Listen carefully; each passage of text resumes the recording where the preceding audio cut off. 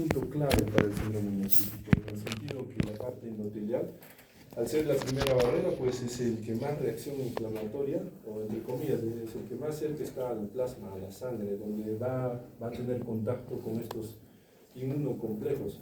A partir de esto, si no hubieran estas fenestras, prácticamente no se realizaría o no se daría específicamente la filtración. Entonces, el primer paso es esa fenestra.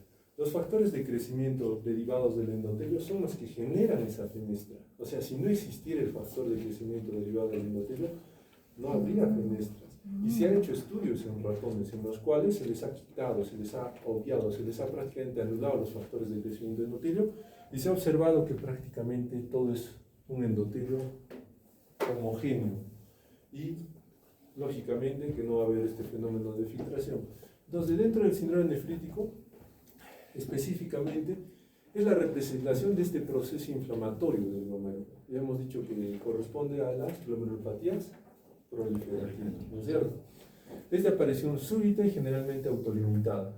Generalmente dice, ¿por qué? Porque en la mayoría de casos pues debería de haber un prospecto, digamos, autoinmune que tenga una limitación para poder controlar el episodio, pero al ver la severidad, digamos, de formación de complejos inmunes y la severidad de la activación del sistema inflamatorio, pues es difícil de determinar cuánto de daño puede hacer. Acá están las famosas glomerulopatías rápidamente progresivas. Es el típico paciente que viene orinando sangre, le haces cranocitos, acantocitos que hemos visto en el síndrome hematúrico, todo es positivo, el paciente tiene una hematuria glomerular y de pronto pues empiezas a ver cómo la urea, creatinina, ascienden, falla el riñón, le haces una ecografía y todavía encuentras al riñón indemne, con parámetros óptimos y normales, a diferencia de un crónico, en el cual es pequeño. Y en ahí tú te planteas, dices, ¿por qué tiene este proceso? Entonces ya per se le estoy diciendo que en cierto grado depende de quién, del síndrome hematúrico, ¿no es cierto? Para poder definir si hay una hematuria glomerular que esté relacionada a un síndrome nefrítico. Hematuria, proteinuria, oliguria, edemas y deterioro de la función renal. El nefrítico se cataloga por hematuria, oliguria, ¿no es cierto? ¿Qué más? Sí. Oliguria o deterioro de la función renal y hipertensión. ¿Ya? Ese es el síndrome nefrítico. Pero la variedad, así como les hablo del espectro nefrótico, también está el espectro nefrítico. Que dicho sea el paso, no es muy conversable ni hablar, no se habla mucho esto dentro de la especialidad. Les diré, cuando yo hablo con especialistas, colegas, ellos no te van a decir, tiene un espectro nefrótico, tiene un espectro nefrítico. No, porque en la especialidad la inmunohistopatología es lo que manda, de frente. Ahí no discutes nefrótico o nefrítico. De frente vas a lo que es patología desde el punto de vista de microscopía, ¿para qué? Para que definas qué características tiene. Entonces, esta aparición súbita, autolimitada de hematuria, proteinuria, oliguria, edemas y deterioro de la función renal es variable. Acá, por ejemplo, podemos ver que afecta a niños de 2 a 10 años. ¿En qué sentido? Que dentro de lo que es el síndrome nefrítico, lo más característico es la glomerulopatía postestreptocócica. Por eso es que la población que más es afectada es en la niñez. Así como en el síndrome nefrótico, el nefrótico puro, es igual en los niños. Entonces, acá lo que nosotros tratamos de ver específicamente es que esta catalogación de síndrome nefrítico, pues si bien es cierto, se ve en la niñez, también podemos ver en la adultez, pero según el grado variable de lesión o daño que se presente. Desde el punto de vista fisiopatológico, acá ustedes van a ver que hay diferentes factores. Hay genéticos, inmunológicos, de perfusión y de coagulación. Y es muy interesante porque, como les comentaba antes, acá tiene que ver mucho lo que es el sistema del complemento, según sus vías, la vía clásica, la alterna y el de las lecitinas o lecitinas. Según cómo afecte el sistema del complemento, también hay una subclasificación del síndrome nefrítico. Pero a nosotros nos importa mucho cómo es posible que el síndrome nefrítico, dentro del contexto fisiopatológico, tenga ya predisposiciones específicas. Por ejemplo, acá, genéticas, alteraciones en el ADN, o sea, eso ya está escrito. Inmunológicas, anticuerpos contra glomérulo. Ahí vemos nuestro famoso síndrome de anticuerpos contra membrana basal, nuestro blood plasma es específico para esa patología. ¿Ya? Tenemos de perfusión. ¿Por qué dicen, doctor, por qué perfusión? Perfusión tiene que ser respecto al punto de vista de oxigenación, irrigación a nivel de nuestro glomérulo. ¿Por qué? Porque estos complejos antígeno-anticuerpos se juntan. Es como cuando tú pones un cernidor y echas tu arroz, pasa el agua y se quedan los granos. Esos inmunocomplejos igual se quedan ¿en dónde? En nuestro filtro que hemos visto al inicio, igualitos se quedan ahí, se acumulan. Entonces, estos complejos antígeno-anticuerpos pues tienen que ver mucho respecto a esa acumulación. ¿Por qué? Causado por una patología que exacerba, digamos, porque normalmente los inmunocomplejos se generan en nuestro cuerpo, pero no a los grados de las patologías que vamos a hablar recién, cuando ya hay una alteración de nuestro sistema inmune muy bárbaro, donde no puede controlar ni tolerar el sistema inmune. Todo esto, ¿a qué va a afectar? Específicamente al glomérulo. ¿Por qué? Porque hemos visto pues, que nuestro glomérulo está formado por varias partes, ¿no es cierto? Por nuestro eje diafragmático y nuestras barreras de filtración. Pero de todo esto, si se dan cuenta, se activa el sistema de complemento, que tiene que ver con el sistema inmunológico. Antígeno anticuerpo, que tiene que ver con el sistema inmunológico. Anticuerpos, sistema inmunológico. Todo el sistema inmunológico. Por eso es que los mediadores inflamatorios son los primeros en estar presentes. Lo que va a hacer pues que hay un incremento de la permeabilidad de proteínas, disminución de la tasa de filtrado glomerular, y estos mediadores inflamatorios están justamente asociados pues a los factores de crecimiento, o sea, a los que estimulan proliferación. Por eso al final dice hipercelularidad, trombosis, necrosis y semilunas. ¿Alguien me podría decir el sistema del complemento qué genera? ¿Para qué sirve? En el caso del sistema de complemento es un conjunto de enzimas o proteínas que actúan en el sistema inmunitario y generan tres cosas principales. Primero, la opsonización, luego vendría a ser la lisis de la membrana celular y por último vendría a ser la estimulación de unas anafilotoxinas que se encargan de la inflamación. Caracteriza, ¿qué es el CAM? El complejo de ataque membrana, lisis de la membrana, nivel de la membrana de las bacterias. Entonces, el sistema de complemento es, digamos, como nuestra segunda barrera de defensa. ¿Cuál sería nuestra primera barrera de defensa dentro del sistema inmunológico? Tenemos dos, Celular y humoral. Muy bien, la inmunidad celular o innata y la humoral o adquirida. Entonces, ya les dije, cuando hagan ese tema en inmunología, apréndanlo, porque toda la medicina ahora se basa en eso, todo se basa en lo que es el sistema inmunológico. Todo lo que ustedes pasan igual día a día se basa en el sistema inmunológico. Entonces, esto pues que ocurre al glomérulo tiene una translocación bien marcada. ¿Por qué? Porque finalmente va a generar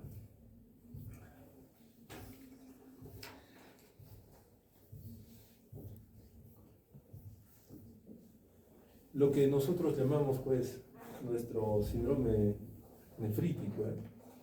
Esta inflamación aguda, fuera de generar daño capilar, pérdida de la carga aniónica, por eso pasan proteínas, hasta de ruptura de membranas, aumento del diámetro del poro, hipercelularidad y contracción del mesangio, va a definir pues todas las características que nosotros estamos observando. Por ejemplo, acá tenemos una hipercelularidad y contracción del mesangio. Muy simple, pues. Si hay hipercelularidad, va a haber un glomérulo aumentado de tamaño. Ya les decía antes, debe haber una relación de 70-30. El glomérulo es 70% dentro de lo que es la cápsula de Bowman con el espacio urinario que es 30%.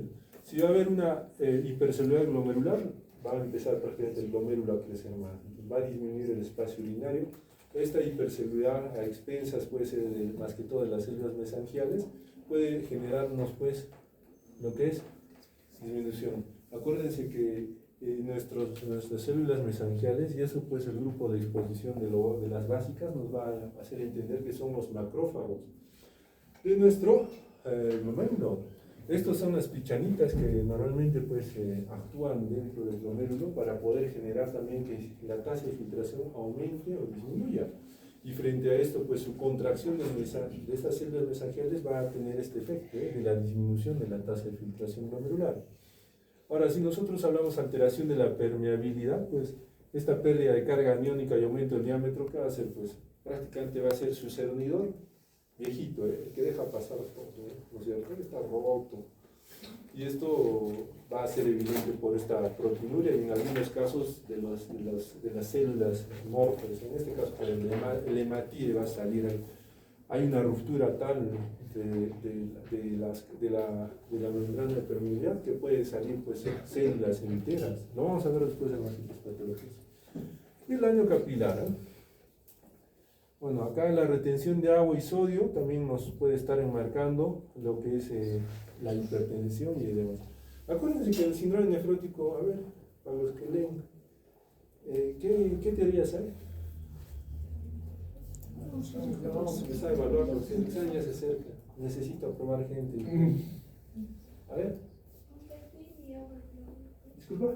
La teoría de Underfield y la teoría de Overfield. Ya, dime, ¿cómo es la de Underfield? ¿Underflow? No, Underfield. Ya. En la de Underfield, prácticamente todo va a ser para abajo. Va a ser. Muy bien. Ajá. Buena menotecnia, pero explícanos.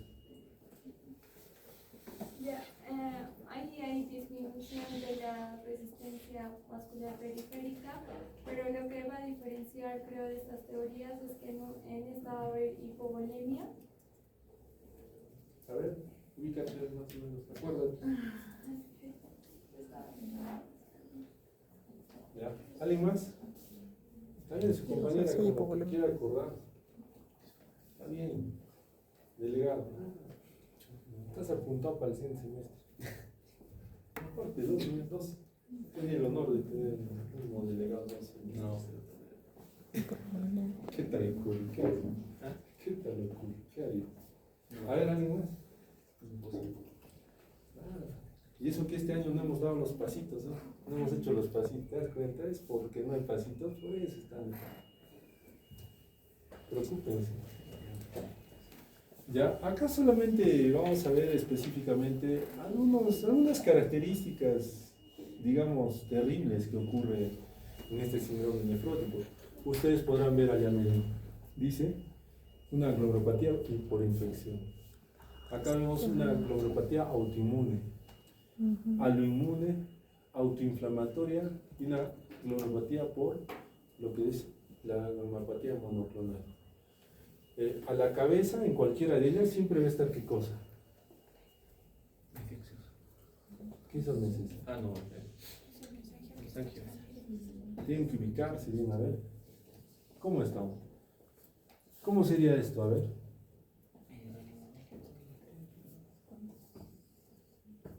Ubíquense. Arriba está la parte interna y abajo está la parte externa. O sea, interna, los células mesangiales están arriba, está las células endoteliales, ahí está el capilar glomerular y está bajo la membrana basal y los podocitos. Al revés está que Ya, a ver, lo que ustedes tienen que específicamente definir es que un proceso infeccioso siempre genera una respuesta. ¿Qué es lo que, por ejemplo, acá tenemos una célula infectada, en este caso, cualquier bacteria? ¿Qué es lo que va a generar? Que haya producción de qué? ¿Qué va a producirse? No he hecho inmunología, pero más o menos lo que han leído alguna vez. Es una bacteria, es un antígeno, un anticuerpo, pues, estimula el cuerpo. Lo más probable es que acá pues, se estimule el cuerpo. Pero acuérdense pues que ya hemos hablado de lo que es la inmunidad innata y la inmunidad adaptativa. Son dos tipos de inmunidad que son los que salen en primera instancia. ¿Para qué? Para poder generar todo este complejo que se está dándose en el paciente. Lo que nosotros tenemos que definir y resaltar es de que acá nuestras células, pues que en cierto grado son nuestras células protectoras, nos van a definir estados de qué? De activación. Van a empezar a generar estados proinflamatorios. Esto es un ciclo vicioso en el sentido de que todo inmunocomplejo, en este caso pues por el antígeno que se está expresándose, va a finalmente definir de que el sistema inmunológico empiece a trasladar células. Ahí tenemos por eso nuestros monocitos, macrófagos, nuestros neutrófilos, Y estos neutrófilos finalmente lo que van a hacer, pues, formar adaptativamente, primero como células del sistema innato, que salga el sistema el adquirido, muy bien. Y en el adquirido, ¿qué se forma? Los anticuerpos. Y esos anticuerpos lo único que van a hacer, ¿qué es? Mira, ¿qué están haciendo con el anticuerpo? Unirse, ¿para qué? ¿Para quiénes son los que van a reconocer, pues, a este antígeno? A las células. Los anticuerpos actúan como antenas, ¿eh? Se unen y dicen, aquí está, señala al antígeno, y recién nuestras células van y tratan de opsonizar, llevárselo a diferentes lugares para poder degradarlo. Pero ustedes notan algo interesante, que prácticamente el que haya esta activación de nuestro sistema inmunológico va a generar diferentes problemas, ¿eh?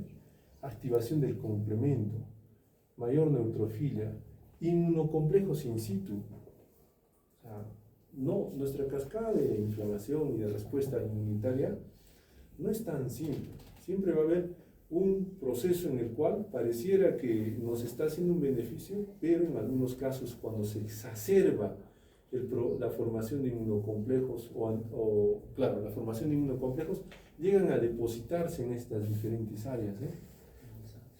Y acuérdense, ¿dónde da la hematuria a partir de quién daba? Endotelio principalmente. Endotelio y Células mesangiales. mesangios. ¿Se dan cuenta? Entonces, solamente con conocer cuál es la fisiopatología, yo estoy diciendo, la hematuria puede deberse a este proceso que mentalmente está ocurriendo en mi cabeza, que estamos conversando. ¿Para qué? Para definir específicamente que todo este proceso, esta estimulación del complemento, neutrofilia, inmunocomplejos in situ, y también atrapamiento de inmunocomplejos pasivamente en la célula mesangial, se esté presentando simplemente porque el antígeno del Streptococcus pyogenes entra ahí, que es característico de nuestra glomerulonefritis post-streptocócica. Es el que genera esto. Entonces, nosotros tenemos que definir y recordar que característicamente, miren cómo es que en algunos casos hasta salen los hematíes. ¿Por qué? Por un efecto citopático directo. O sea, ¿qué pasa acá? Prácticamente acá se ha dañado. Las toxinas pueden generar daño y muerte celular, y a partir de eso romper nuestro filtro, ¿no es cierto? Y al romperse nuestro filtro, pues nosotros vamos a estar diciendo, uy, ¿cómo es posible que se haya generado nuestra hematuria? Y si sale un hematíe, que el hematíe es tamaño, pues, a ver, el hematíe es tamaño de una de sus carpetas, digamos, imagínense que esto es el capilar, la luz capilar, ¿ya? Y el hematíe es el tamaño de ya, 2 carpetas, ¿eh? La proteína pues será tamaño de este celular, ¿eh? Y por ahí el envidio diafragmático es de este tamaño. Si un hematíe de ese vuelo sale, las proteínas con mayor razón, ¿no es cierto? Entonces, si prácticamente nosotros ya evidenciamos en un hematíe o la hematuria glomerular ya en laboratorio, yo me desespero. ¿Por qué? Porque en mi cabeza ya me he formado todo esto. Digo, todo eso ha generado que el sistema no hay respuesta, que están inmunocomplejos, hay toxinas, hay muerte celular. ¿Cómo es posible que la hematíe haya salido, haya traspasado? Si cuando hay proteinuria en el síndrome nefrótico me desespero, es una hematuria pues es una emergencia, ¿no es cierto? Para el riñón, ¿por qué es una emergencia? Porque lógicamente que no es contable que una célula pase pues toda esta barrera, no hay sentido, ¿ok? Entonces, frente a esto, ya estamos entendiendo que es uno de los procesos que ocurre dentro del síndrome nefrítico, pero no es lo único. Hay glomerulonefritis autoinmunes. Por ejemplo, acá característicamente vamos a hablar de los ANCAs, ¿ya? ¿Qué eran los ANCAs del hígado? Son ANCAs son proteínas. Mira, acá está tu respuesta. Fuente.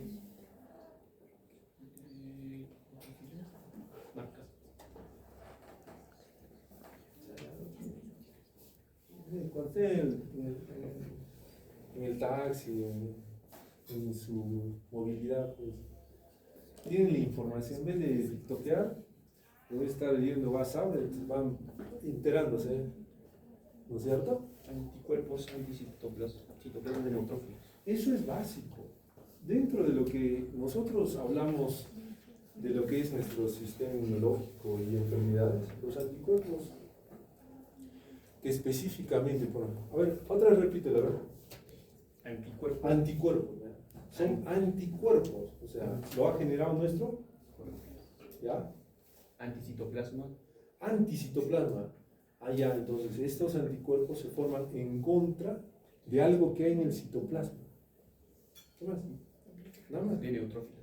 Mira, entonces estamos viendo que en los neutrófilos, o sea, el definir eso simplemente nos indica que así como estos anticuerpos, hay muchos anticuerpos que se generan, ¿ok? Pero estos ANCA son especiales porque ya nos definen una enfermedad, en el sentido de que nos generan, ¿qué cosa? Las vasculitis, ¿no es cierto? Entonces, estos anticuerpos anticitoplasma prácticamente van a generarse justamente acá, ¿se dan cuenta? ¿En qué? En un neutrófilo. Pero ustedes podrán observar también que al generar estos anticuerpos, nosotros vamos a generar también que haya un reconocimiento. ¿En qué sentido? Acá tiene que ver mucho también lo que son nuestro sistema adaptativo, ¿ya? ¿Por qué creen que hay un sistema adaptativo? Porque hay dos sistemas. El innato, cualquiera de ustedes se corta con la hoja, ya está actuando el innato. Es necesario que alguien del adaptativo entre, no es cierto. El innato es una respuesta rápida. Pero ¿en qué caso sale el adaptativo? En todos los casos. Pongamos VIH-Sida. No necesariamente. Digamos, ¿han escuchado que hace poco qué enfermedad está dando a los niños? La tosferina, ¿no es cierto? Ya. ¿Y qué le están colocando? Vacunitas, ¿no es cierto? Ya. Entonces, cuando uno específicamente pone vacunas, ¿qué está haciendo? Memoria celular. Adaptación. Una memoria. Está poniendo una memoria, o sea, está estimulando, ¿no es cierto?, al sistema inmune. ¿Para qué? Para que reconozca antígenos exógenos en el cual nuestro cuerpo se estimule. Lógicamente que al inicio, que va a pasar nuestro sistema inmunológico innato, va a salir y va a decir, ¿dónde está? No hay nada. Interesante. Se va a apagar, pero los antígenos van a seguir circulando, porque son inactivos, ¿no es cierto? Pero ahí va a venir otro sistema, el sistema inmune adaptativo, en el sentido de que ya va a haber células más especializadas, los linfocitos. Entonces los linfocitos, cuando prácticamente son células ya especializadas, ellos generan memoria. ¿Qué quiere decir memoria? Agarran el antígeno, agarran y dicen, ¿tú quién eres? Ah, mira, tienes estas características interesantes. El tipo de agarrar prácticamente tus restos para que yo cree memoria, porque tú haces daño. Cosa que cuando el paciente, un niño, digamos, es estimulado frente a esta enfermedad, ¿no es cierto?, ya se infecta, entonces el sistema inmune innato sale, quiere contener, pero le gana la enfermedad. ¿Por qué? Porque es una enfermedad, digamos, que debería estar controlada, pero el problema va en que es genera mucha lesión en los niños. ¿A esta enfermedad cómo se llamaba antiguamente? ¿Ustedes han hecho no? ¿Por qué está dentro del sistema de vacunación? ¿Por qué? Otros signos de síntomas. Es como que me va a dar gripe. ¿Y por qué la gripe no está en el sistema de vacunación? Es porque seguramente ha generado morbimortalidad. Todas las enfermedades que tienen vacunadas es porque generan morbimortalidad a gran escala. ¿Ok? Entonces, de esta patología lo que a nosotros nos interesa es de que tengamos una respuesta rápida. Entonces, nuestro sistema inmune adaptativo lo que hace simplemente es genera memoria, Y cuando encuentra nuevo antígeno, lo que hace simplemente es como una cadena intensa en la cual ya no se van a producir un linfocito para reconocer, no, ya se multiplica. Entonces, los linfocitos empiezan a multiplicarse así, grande y severamente, ¿para qué? Para controlar lo que es la patología, para que sea más rápido, no sea una defensa de 100, 200, sino sea de 1000, 1 millón, 2 millones, 3 millones de células para que puedan contener la enfermedad. Algo clásico que siempre les voy a decir es, por ejemplo, en el lupus, que es otra enfermedad que, digamos, es particularmente compleja. Y miren que lo vamos a ver después, porque acá, si ustedes ven, es glomerulonefritis autoinmune. Ya. Acá no está. Sí, es casi lo mismo. Casi más o menos lleva este tipo de contexto en el cual va a haber una respuesta inflamatoria no controlada. Me explico. Cuando los linfocitos salen y ya han controlado la enfermedad, dicen, bueno, ya estamos controlando la enfermedad, ya acabó. Lo que hacemos simplemente empieza a disminuir su proliferación de linfocitos. Pero en el lupus ya es una adaptación desordenada. ¿Qué pasa? Se generan primeramente antígenos endógenos, ¿ya? Y los antígenos endógenos, ¿de quiénes son? De ustedes mismos. Entonces el sistema inmunológico dice, uy, está siendo atacado por muchos antígenos, y esa respuesta explota, empieza a generar muchos linfocitos, empieza a generar prácticamente que nuestro sistema inmune adaptativo empiece a generar lo que nosotros llamamos clones, los famosos clones celulares, pero con funciones desadaptativas. Ya no solamente tratan de contener enfermedad, sino reconocen algunos tejidos como tejidos que no son nuestros, entonces empiezan a atacar todo este proceso. Acá lo que vamos a ver es de que dentro de lo que es el reconocimiento adaptativo dentro de lo que es el sistema inmune, para que nosotros podamos tener adecuadamente, digamos, esta correlación, ustedes van a poder observar que estos ANCAs primeramente van a empezar a proliferar, y cuando empiecen a proliferar va a generar un daño específicamente en el sentido de que los estados proinflamatorios que nosotros vamos a empezar a tener van a ser circulatorios. ¿Qué quiere decir? A ver, ¿cómo poner? Tengo una bonita diapositiva en lupus. A ver, si tomamos en consideración que nosotros tenemos antígenos endógenos, ¿no es cierto? Que se quedan, ¿por qué? Por destrucción celular, ¿ya? Se destruye la célula, resto de membrana sale. Se destruye la célula, resto de citoplasma sale. Imagínense que estas células muertas van a estimular ¿a qué? A que se active nuestro sistema inmune, ¿no es cierto? Pero lastimosamente esta activación del sistema inmune va a generar mayor inflamación. Y esta mayor inflamación va a generar mayor respuesta celular. Y la mayor respuesta celular, ¿qué va a hacer? Si tienes antígenos endógenos que son reconocidos como inadecuados, va a generar proceso inflamatorio, daño celular. Entonces, si genera daño celular, ¿a dónde vamos a llegar otra vez? A la generación de antígenos endógenos. Entonces, la idea es de que esto recircula, ¿ya? Recircula tanto que a nuestros linfocitos les da una memoria en la cual reconocen que los antígenos endógenos son dañinos. Entonces, el proceso inflamatorio acá va a ser, a diferencia de esto, porque esto tiene un ciclo, ya, de 2 a 3 meses, va a ser un ciclo que va a mantenerse mucho más tiempo. O sea, va a ser un ciclo que va a ser persistente, en el tiempo va a recircular hasta que tú no mejores ese sistema inmunológico. Por eso el daño dentro de lo que son las neuropatías autoinmunes es más severo. ¿Qué quiere decir? Que cuando acá tú, por ejemplo, tú puedes generar lo que son activación de factores de crecimiento, acá esos factores de crecimiento ya no solamente van a generar células, sino van a generar hasta muerte y fibrosis. Acá nosotros vamos, más adelante las voy a mostrar, acá vamos a ver que ya no es una pequeña ruptura de una célula, ya también acá es una ruptura de todo la membrana de filtración. Es prácticamente un desastre. Es un desastre en el sentido de que estos anticuerpos contra citoplasmas neutrófilos nos van a generar mayor estado proinflamatorio. Aló, aló. ¿Ya digo este? Ya, ya.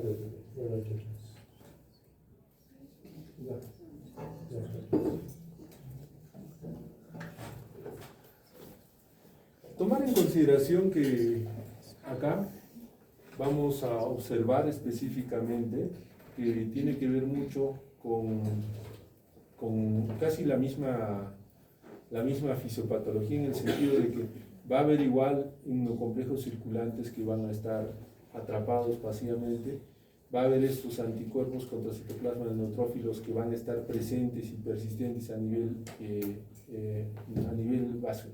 intravascular, que van a estar activando lo que son las cascadas de inflamación, pero también va a generarse acá ya un pequeño depósito de anticuerpos. Acá este depósito de anticuerpos ya significa pues una acumulación, como les decía al inicio, ¿no es cierto?, de que no solamente va a tener un efecto a nivel mesangial, sino a nivel de la membrana basal. Entonces, fíjense que acá característicamente pues vamos a tener probablemente una proteinuria un poco más marcada que la anterior. La anterior va a ser propiamente más hematoria. Es lo que observamos nosotros dentro de la clínica. Por ejemplo, un síndrome nefrítico específicamente que es la postestreptocosis. Pero tú cuando ves un síndrome nefrítico con características nefróticas, ya estás observando y dices, ah no, esto ya tiene otra característica, ya hay un daño de membrana basal un poco más, digamos, complejo. Ahí estás pensando en otras patologías. Entonces, la característica histopatológica, ¿importa o no importa? Sí importa. Y lo que les decía, acá el proceso inflamatorio es tan marcado que miren lo que va a ocurrir. Una hiperplasia de las células. ¿Qué células son? Epiteliales parietalles. Epiteliales parietalles. Y es lo que les hablaba. ¿Esto finalmente qué va a generar? Las semilunas. Semilunas. Acumulación y obliteración de la luz del glómerulo. Pero acuérdense que si allá el daño es leve, miren acá cómo es el daño. Justamente acá es donde nosotros vamos a tener estos desastres glomerulares, en el sentido de que solamente las semilunas, con los procesos inflamatorios mantenidos, van a generar una ruptura específicamente de toda la membrana basal. Esto lo vamos a dejar para más adelante, ¿ya? Lo que queremos más o menos definir acá es esto, por ejemplo, lo que es proliferación celular e infiltración de neutrófilos y obliteración de la luz capilar. Cuando nosotros ya observamos un glomérulo, acá se perdió la relación. Lo segundo, veo varios núcleos. Si veo varios núcleos es proliferación celular. ¿Ya? Si no veo estos asas capilares, fíjense acá hay un asa capilar. Una luz, ¿y qué cosa? Un núcleo. ¿Qué me dice que es esto? Una célula endotelial. Pero en el resto ya no veo. Acá no hay. Entonces, ¿qué me está indicando? Obliteración de la luz capilar. Y una obliteración de la luz capilar, lógicamente, se va a translocar en hipoperfusión a nivel de lo que es la célula del glomérulo. Para característicamente acá, por ejemplo, chicos, se habla de la patología de lo que es una postestreptocócica. No voy a entrar en muchos detalles porque hay una postestreptocócica, hay todavía la exposición de postestreptocócica, ¿ya?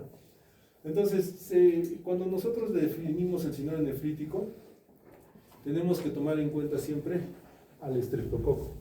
Pero no solo al estreptococo, fíjense cuántas virus, parásitos y bacterias todavía pueden generar lo que es una hematuria.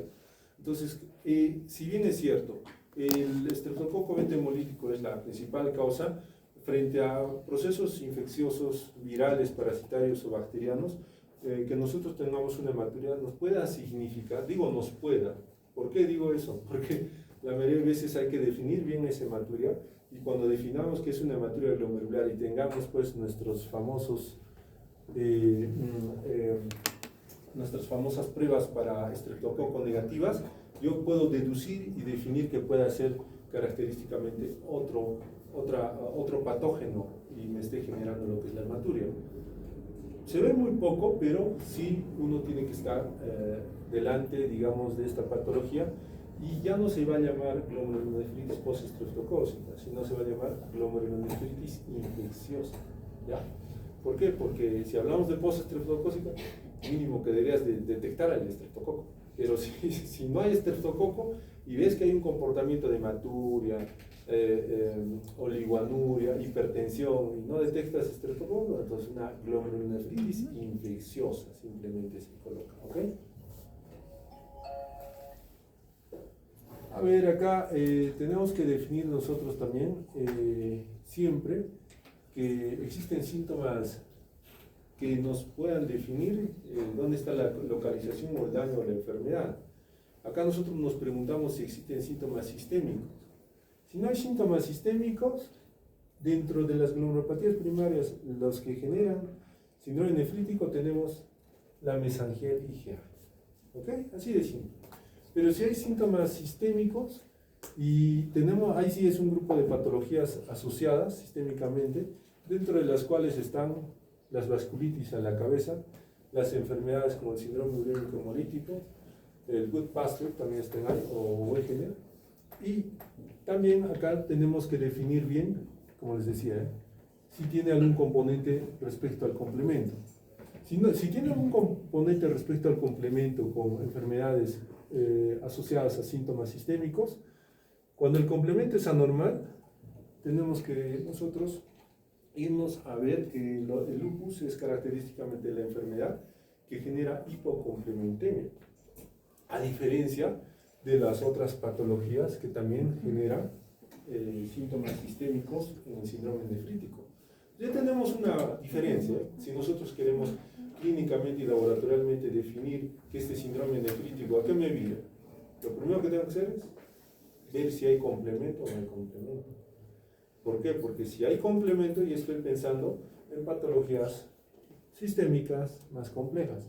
Si no hay complemento, estoy pensando en patologías, digamos, sistémicas que generan, que no tienen, digamos, un efecto específico en la vía del complemento. Las manifestaciones siempre van a ser estas. Fíjense cómo es la hematuria, siempre tiene que haber hematuria, si no es un síndrome nefrítico. La hipertensión se da a expensas pues, de lo que es el daño renal, específicamente por la lesión a nivel del sistema renina, angiotensina, aldosterona. Y los otros síntomas que son en general, pero a lo que a nosotros más nos preocupa es lo que es la oliguria. ¿Se han dado cuenta que cuando hemos visto la histopatología, ese colapso, esa expansión mesangial, esa alteración del glomérulo, siempre va a acabar en algo? ¿En qué? Muy simple. ¿Para qué sirve el glomérulo? Para filtrar. Pues si está el daño específicamente en endotelio, hemos visto en membrana basal, hay daño a nivel podocitario en algunos casos de síndrome nefrítico, es lógico que siempre va a haber una injuria renal aguda. En el 50% de los casos puede llegar a oliguria. Lo que tienen que definir ustedes cuando hablamos de injuria renal aguda, dentro de la definición dice elevación de 0.3 miligramos de creatinina. Ok, muy bien, pero tenemos escalas, injuria renal aguda AQ1, AQ2 y AQ3. La oliguria ya se presenta en AQ3. Entonces, cuando yo hablo de daño renal, que siempre se extienda en un síndrome nefrítico, siempre va a existir. Que no llegue a oliguria o anuria es diferente, ¿no es cierto? ¿Por qué? Porque va a haber necesidad de diálisis. Pero que ya tenga yo daño renal, sea un AQ1 o un AQ2, ya me significa que el proceso de filtración está alterado. Entonces, eso tienen que ustedes tratar de analizarlo, ¿ya? Cuando yo digo oliguria, necesariamente es cuando cae la tasa de filtración hasta llegar a una injuria renal establecida o de grado 3. Pero en la mayoría de casos, viendo solamente las características histopatológicas, yo me espero que haya una alteración de la tasa de filtración, ¿no? Algunos signos de alarma dentro de esta patología: que tenga menor de 2 años o superior a 10, historia familiar de enfermedades glomérulares, historia previa de síntomas, evidencia de enfermedades extrarenales sistémicas, evidencia de enfermedad renal crónica con hipertensión. O sea, son característicamente alteraciones que uno no quisiera esperar, en el sentido de que la patología se vuelve un poco más compleja. Entonces, hablando un poco de lo que es síndrome nefrítico, nosotros que entramos a esto que se llama glomerulonefritis proliferativa. Y dentro de las glomerulonefritis proliferativas, nosotros vamos a ver estas 4. La endocapilar o postinfecciosa, la proliferativa extracapilar, la nefropatía IgA y la membrano proliferativa. Todos hablan de proliferativa, así de simple. Y esta de la postinfecciosa o endocapilar proliferativa, ustedes dirán endocapilar, ¿dónde se da el daño? Endotelio, ¿no es cierto? Acá hay una lista un poco más exhaustiva de lo que son las glomerulopatías infecciosas. Y esto está a la cabeza, la postestreptocócica, que ustedes pueden definirlo acá, como pueden ver, a nivel de amígdalas, ¿no es cierto?, como una amigdalitis estreptocócica, a nivel de piel como un impétigo, o en algunos casos como una erisipela. Ustedes han hecho cardio, ¿no es cierto? ¿Qué genera este estreptococo? Fiebre reumatoidea. ¿Por qué?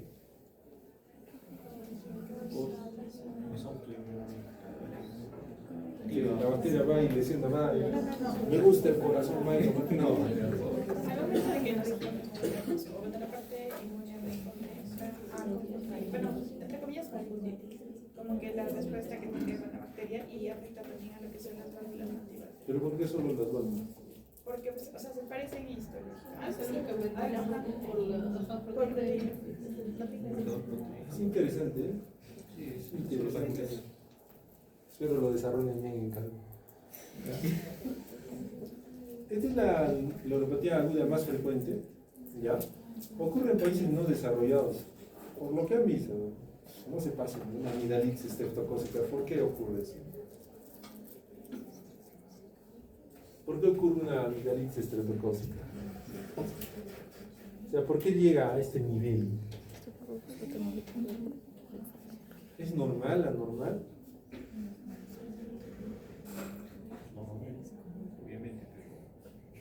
Se ha descubierto familias en el Cusco que mantienen a los estreptococos, ¿no?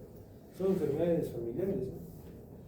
Y ahí ya empiezan a contagiarse en el tiempo. O sea, ya hay algunos pequeños estudios que refieren que esto se mantiene en algunas familias, de acuerdo a costumbres que tengan, el beso en la boca, pues,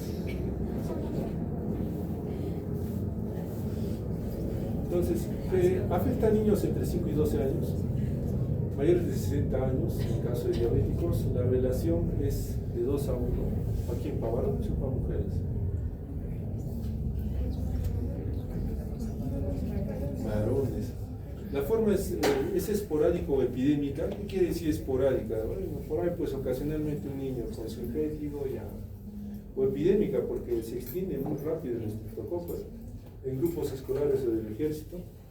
No afecta a todos, lógicamente, no es que te da el estreptococo y ya estás como, no, es susceptibilidad también por parte genética de los pacientes.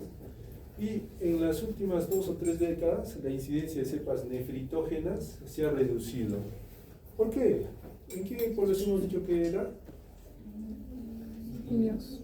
En población de bajos recursos económicos. Entonces solamente lo que necesitas pues es mejorar las condiciones de higiene, aumento de la inmunidad y reducción de la infectividad, nada más. O sea, cuestiones básicas de salud pública. Acá tenemos que definir, así como su gran proteína M, que ya es casi similar a las células a nivel valular, tenemos que definir pues que esta proteína M determina el serotipo. Acá están los serotipos que más afectan al riñón. Esos serotipos prácticamente son para generar esta, o sea, si te dan un estreptococo, ruega que no sean estos. ¿Por qué? Porque va a haber un estímulo inmunológico a nivel renal. ¿Y en qué sentido? En el sentido de que esto pues no solamente se define por la proteína M, ya también a nivel renal. Tenemos diferentes estreptoquinasas ahí abajo, por ejemplo la SPB y la NAPLR, que son también parte de la patología glomerular, la proteína M. Y de esto nosotros que tenemos que definir que al tener un parecido a lo que es el activador del plasminógeno, nos va a poder generar nosotros diferentes antígenos, simplemente por tener la patología. Ahí tenemos la streptolicina, la streptodormanasa, los carbohidratos tipo C, que son antígenos reconocibles por la inmunidad primaria. ¿Quién era la inmunidad primaria? La innata. ¿Ya? Entonces, esto normalmente genera, como siempre, ustedes tienen que definir, ¿no es cierto?, las inmunoglobulinas M. ¿Cuál es la diferencia entre la M y la G? La memoria. La M nos La demuestra memoria. agudeza Uno. y la G El otro no. cronicidad, ¿no es cierto? Entonces, si es reconocido por nuestros antígenos de la inmunidad primaria, es lógico que nuestra inmunidad innata va a generar inmunoglobulinas tipo M en primera instancia. Ya después, por la estimulación en el tiempo, puede generarnos de tipo G. Acá lo que nosotros tenemos que definir que estos antígenos reconocibles están bien, pues. O sea, nuestro sistema inmunitario pues, va a detectar y definir bien qué antígenos son y los va a tratar de contener. Pero tenemos los antígenos no reconocibles. Y dentro de los antígenos no reconocibles, por la inmunidad primaria, es lógico que va a empezar a activarse lo que es la inmunidad secundaria. Entonces, ya estamos observando que el estreptococo no es una bacteria tan simple. Activa los dos, en un inicio y prolongadamente. Por eso les decía que el lapso más o menos es de 3 meses que se mantiene esta enfermedad, digamos desde el punto de vista de respuesta inmune. Ahí tenemos la estreptoquinasa y la IgG eritrogénica. Entonces acá ya nos va a dar un inicio tardío, fíjense, de 2 a 3 semanas después se generan estos antígenos no reconocibles y nos van a generar pues inmunoglobulinas tipo G, anti-idiotipo. Entonces, ya reconociendo cuál es el estímulo de este estreptococo, es que nosotros podemos definir que se van a formar pues anticuerpos tardíos. Y estos anticuerpos tardíos van a empezar a fabricarse los 15 a 20 días y estas no neutralizan la actividad proteolítica de la proteína bacteriana y causan problemas cuando el estrepto ya está muerto. ¿Me entienden? O sea, simplemente por mantener lo que es la respuesta inflamatoria más allá de lo normal, es que se genera esta patología dentro del riñón.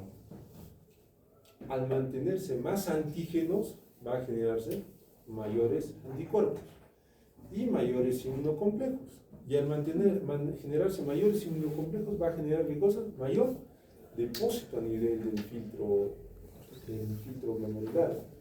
Entonces, el que se haya mantenido durante el tiempo, nos va, acá está la explicación. El estreptococo ya murió, pero lo que nos queda es una nube de antígenos sin procesar. En un inicio, pues, ustedes van a poder definir que cuando hay antígenos, ¿qué va a ocurrir? Los antígenos son mayores que los anticuerpos. Se van a generar pequeñas moléculas. Acá, cuando los antígenos ya están disminuyendo y los anticuerpos están a nivel, va a haber igual unión antígeno-anticuerpo. Y va a haber lo contrario, cuando los anticuerpos ya se han superestimulado, ya han exacerbado el número, pero los antígenos ya han desaparecido.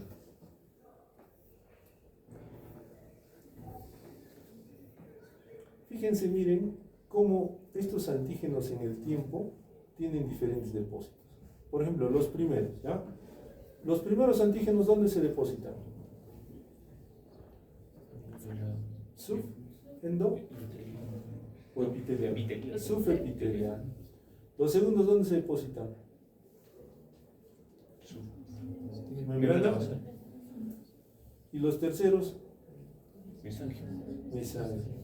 Entonces, la respuesta, digamos, específica de acumulación de antígenos es complejo en nuestro glomérulo. ¿Esto qué va a generar? Proliferación.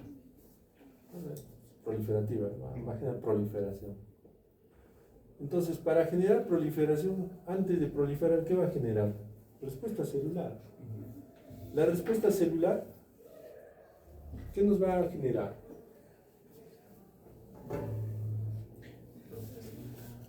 Acá está. ¿Qué va a generar la respuesta celular y la respuesta innata? La activación del complemento. ¿Y qué es esto? Clase 5, B, C6, C7, C8, C9. ¿Qué estabas por ahí? Son proteínas, son de C1 a C9 y... ¿Pero qué hacen? Qué genial. ¿Por qué existe la vida del complemento? Yo creo que les damos una pequeña clase de inmunología así pequeñita, ¿no es cierto? Como para que se adecuen, porque se han confundido, ¿no es cierto? Sí, por favor. Ya, lo dejamos ahí. ¿Ya?